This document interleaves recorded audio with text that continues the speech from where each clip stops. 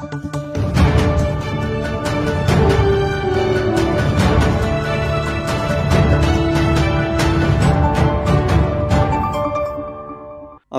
আলাইকুম সুই দর্শক সকলকে আলোকিত রাঙামাটির রাত ৮টার সংবাদে আমন্ত্রণ জানাচ্ছে। শুরুতেই জানিয়ে দিচ্ছে এই সংবাদ শিরোনাম।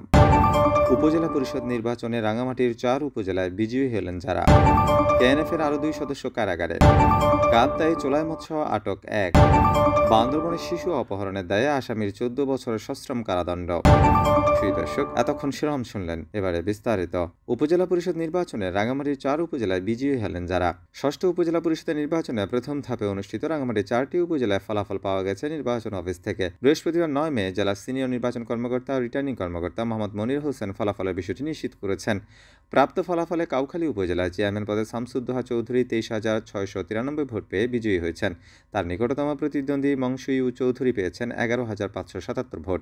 পুরুষ ভাইস চেয়ারম্যান পদে কোনো প্রতিদ্বন্দ্বী না থাকায় লাথওয়াই মার্মা আগেই বিনা প্রতিদ্বন্দ্বিতায় নির্বাচিত হয়েছেন। মহিলা ভাইস চেয়ারম্যান পদে নিংবিয়াও মার্মা ২১,৮০৩ ভোট পেয়ে নির্বাচিত হয়েছেন। তার নিকটতম প্রতিদ্বন্দ্বী এনি চাকমা কৃপা পেয়েছেন ১৩,৫৬৮ ভোট। রাঙামাটি সদরে চেয়ারম্যান পদে অন্য সাধারণ চাকমা ১৪,৮৮৫ ভোট পেয়ে বিজয়ী হয়েছেন। তার নিকটতম প্রতিদ্বন্দ্বী বিপ্লব চাকমা পেয়েছেন ১০,০২৯ ভোট। পুরুষ ভাইস চেয়ারম্যান পদে পলাশ কুসুম চাকমা ১১,৪৫০ ভোট পেয়ে বিজয়ী হয়েছেন। তার নিকটতম প্রতিদ্বন্দ্বী দয়াময় চাকমা পেয়েছেন ৫,১১৮ ভোট। মহিলা ভাইস চেয়ারম্যান পদে রীতা চাকমা ২০,৭৯৮ ভোট পেয়ে বিজয়ী হয়েছেন। তার নিকটতম প্রতিদ্বন্দ্বী প্রার্থী নাসরিন ইসলাম পেয়েছেন ৫,২৭৩ ভোট। বরকল উপজেলায় চেয়ারম্যান পদে বিধান চাকমা ১১,৩২৮ ভোট পেয়ে বিজয়ী হয়েছেন। তার নিকটতম প্রতিদ্বন্দ্বী সন্তোষ কুমার চাকমা পেয়েছেন ৬,৬৭৭ ভোট। পুরুষ ভাইস চেয়ারম্যান পদে জ্ঞানজ্যোতি চাকমা ১৩,০৫৩ ভোট পেয়ে বিজয়ী হয়েছেন। তার নিকটতম প্রতিদ্বন্দ্বী পুলিন বিহারী চাকমা পেয়েছেন ৪,১৭১ ভোট। মহিলা ভাইস চেয়ারম্যান পদে সুচরিতা চাকমা ১২,৩৮৭ ভোট পেয়ে বিজয়ী হয়েছেন। তার নিকটতম প্রতিদ্বন্দ্বী রাখি চাকমা পেয়েছেন ৫,১৫২ ভোট।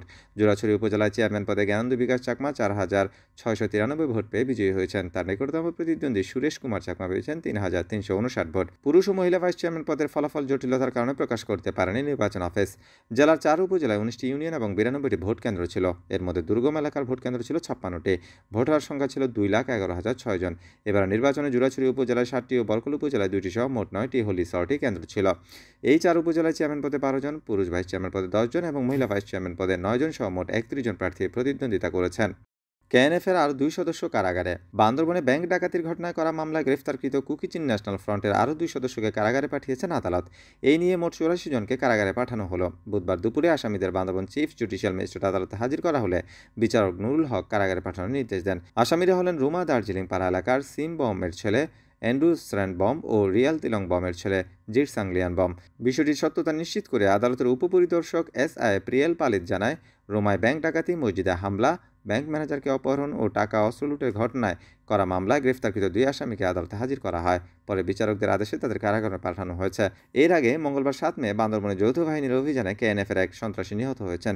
এ সময় বেশ কিছু আগ্নেয়াস্ত্র ও বিস্ফোরক সরঞ্জাম উদ্ধার করা হয়। কাপ্তাই চোলাই মৎস্য আটক ১। কাপ্তাই থানা পুলিশ কর্তৃক অভিযান চালিয়ে দেশীয় তৈরি চোলাই মৎস্য এক ব্যক্তিকে আটক করা হয় গত বুধবার ৮ মে বিকেলে। আটককৃতদের বিরুদ্ধে কাপ্তাই থানা মাদকদ্রব্য নিয়ন্ত্রণ আইনে মামলা রুজু করা হয়েছে। থানা সূত্রে জানা গেছে, গোপন সংবাদের ভিত্তিতে থানা পুলিশ ঘটনার দিন বিকেলে থানাধীন চন্দ্রঘোনা ইউনিয়নের কয়লার ডিপো এলাকায় অভিযান চালায়। এ সময় কয়লার ডিপো এলাকার ৩ তলা বিল্ডিং সংলগ্ন রাস্তার উপর পাচার অপেক্ষায় থাকা অবস্থায় ৭ লিটার দেশীয় তৈরি চোলাই মৎস্য মোহাম্মদ দিদার আলমকে আটক করা হয়। অবৈধ মাদক নিজ হেফাজতে রাখার দায়ে তার বিরুদ্ধে মাদক আইনে কাপ্তাই থানায় একটি মামলা রুজু করা হয়। আটককৃত ব্যক্তিকে বৃহস্পতিবার ৯ মে রাঙামাটি জেলা বিজ্ঞ আদালতে সোপর্দ করা হয়েছে বলেও থানা সূত্র জানায়। বান্দরবনে শিশু অপহরণের দায়ে আসামির ১৪ বছরের সশ্রম কারাদণ্ড। বান্দরবনে অপহরণের দায়ে মোহাম্মদ শহীদুল্লাহ নামে এক ব্যক্তিকে ১৪ বছরের কারাদণ্ড দিয়েছে আদালত। একই সঙ্গে ২০,০০০ টাকা জরিমানা করা হয়েছে। বৃহস্পতিবার ৯ মে বেলা ১১:৩০টায় বান্দরবন নারী ও শিশু নির্যাতন দমন ট্রাইব্যুনাল আদালতের বিচারক জেবুন্নাহার আয়েশা এই কারাদণ্ড প্রদান করেন। আসামি মোহাম্মদ শহীদুল্লাহ কক্সবাজারের মহেশখালীর দহিলের পাড় এলাকার আব্দুল হকের ছেলে। মামলা সূত্রে জানা গেছে, ২০১৭ সালের ১২ জুলাই ছেলে নাইমকে অ্যাপেন্ডিসাইটিসে অপারেশন করার জন্য বান্দরবন সদর হাসপাতালে ভর্তি করেন বাবা।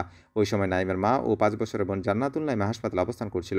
ওই দিন সন্ধ্যায় ক্লান্তিতে পাশের খালি সিটে নাইমের মা ঘুমিয়ে পড়েন। ঘুম ভাঙলে পাশে মেয়ে নাইমাকে না দেখে চিৎকার করেন ও তাকে খুঁজতে হাসপাতালের নিচতলায় আসলে নাইমাকে অপহরণ করে নিয়ে যাওয়ার সময় হাসপাতালে অবস্থান করা অন্যান্য রোগীর স্বজনরা শহীদুল্লাহকে আটক করে পুলিশে সোপর্দ করেন।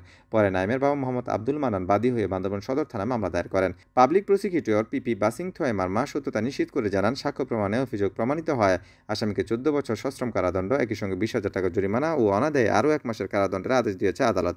আসামি মোহাম্মদ শহীদুল্লাহকে কারাগারে পাঠানো হয়েছে। শুধু দর্শক, এই ছিল আমাদের আজকে আলোকিত রাঙামাটির রাত ৮টার সংবাদ। ধন্যবাদ আপনার সাথে থাকার জন্য।